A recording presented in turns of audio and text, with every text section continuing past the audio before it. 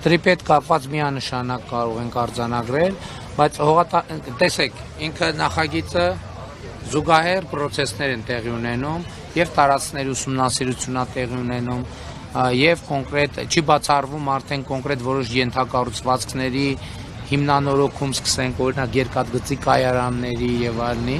եւ նաեւ զուգահեռ ընթանում է պայմանագրային պայմանագրի միջպետական պայմանագրի նախագծի վերջնականացման աշխատանքներն են ընթանում եւ մենք ուզում ենք հնարավորինս շուտ դե յուրե այդ ստորագրենք եւ ուժի մեջ մտնի, այսինքն գործնականում չեմ չափազանցում ամենօրյա աշխատանքա գնում տրիպի շուրջ ամենօրյա,